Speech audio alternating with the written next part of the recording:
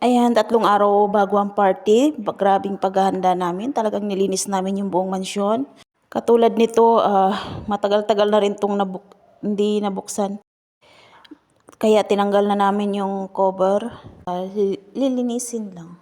Papagpagan, vacuum, ganun. Hindi naman siya totally marumi kasi nga ano siya, close na close. Ginagamit lang to sa mga meeting. Basta dito ginaganap yung mga importanteng okasyon.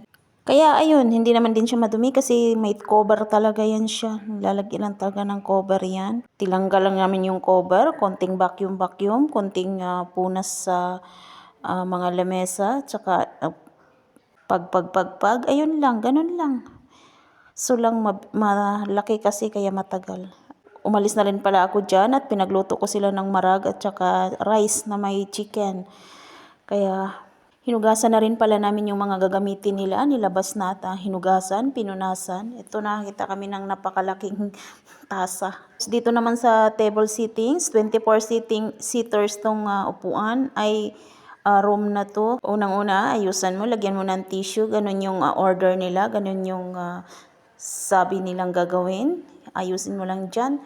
24 na plato. Paikot dyan.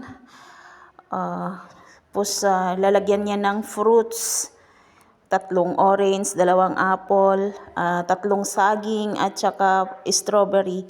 Ito yung gabi pa lang bago kinabukasan ang party. Kaya ayun, sobrang busy. Grabe talagang puyat namin yan. Kasi nga kailangan mong matapos, kailangan mong maayos, kailangan pantay-pantay yan hanggang dun sa dulo. 24 seaters yan. Ayan, okay na siya, ayos na siya.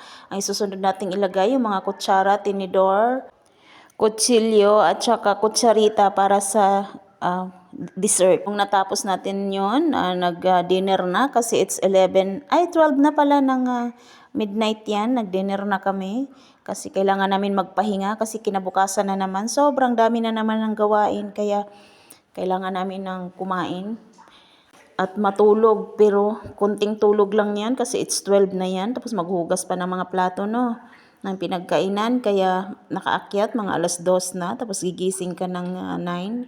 Kunting tulog lang, kaya babawi na lang pag walang party, ganun lang. Kaya ganda talaga dito sa abroad, hindi maganda dito sa abroad, mahirap. Kailangan mo lang talaga ng sipag at tiyaga. Kasi hindi basta-basta. May time talaga na kunti lang ang tulog mo. May time na sobrang dami ng trabaho, halos hindi ka na makaupo sa dami ng trabaho. At ayun, ito na yung kinabukasan. Naglalagay na ako ng mga flowers dyan. Naglalagay na ng mga sa lamesa na yan, may mga nakalagay na lagayan ng chocolate, lagayan ng... Ayan, yung upuan ay yung room din na yan, conference room na yan, ay mayroon ding 24 seaters na puno lahat ng mga tao yan. May dagdag pa dito sa gilid. Ayan, may dagdag pa dito sa gilid. Naglalagay na tayo ng mga candle dyan, yung mga design. Ilabas natin yung mga flowers, ganyan. Ang aking kasama gusto niya magpa-picture. O hala, sige, picture tayo. Kunting pahinga lang, upo-upo ng konti. At mamaya-maya na naman ay mayroon na naman tayong gagawin. Kunting kwentuhan, mamaya-maya gagawa na naman ng kung ano-anong iutos sa'yo. Yung isang kasama ko, 2 kami doon nagsiserve, umiikot doon sa conference room na yon. Binibigyan namin ng chocolate, ng coffee yung mga bisita. Mayroong tea, mayroong ginger tea, ganun. 12 midnight, ready na ang table para sa dinner. Ayan na yung seatings niya. Yung mga nakatakip na yan, pagkain na yan siya. At kami rin naman ay mayroon. Okay, kain muna, no? Pero dahil nga sa pagod ba, parang hindi na namin pinapansin yung pagkain. Ako nga hindi na rin ako nag-dinner dyan. Lugaw lang yung kinain ko kasi mayroon chiris kung tawagin sa kanila. Charis, charut. Kaya yun lang yung kinain ko. Ay, kasama ko, may bisita kami, Indonesia siya. Parang yung time namin sa dinner, ginawa na lang namin kwentuhan, ganyan. Tawanan, biruan.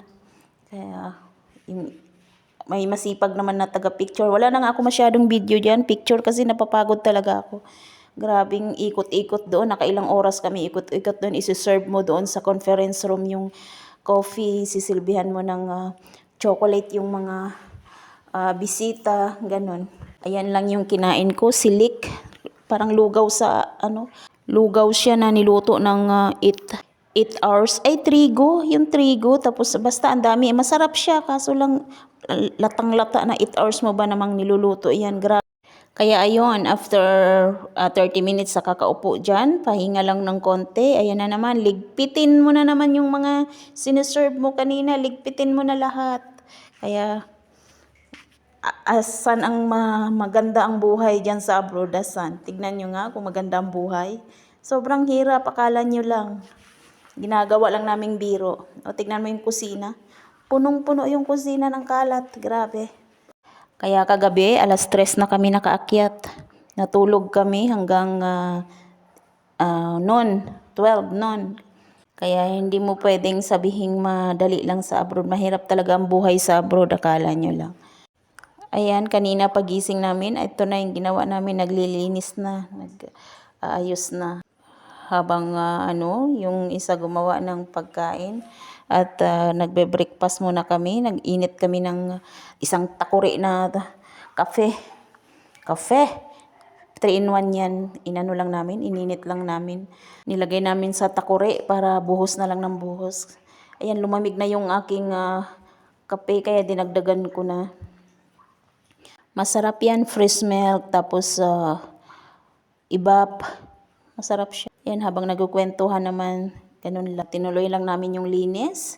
Pagka alas 3, ito na yung lunch namin. That's all. Thank you for watching.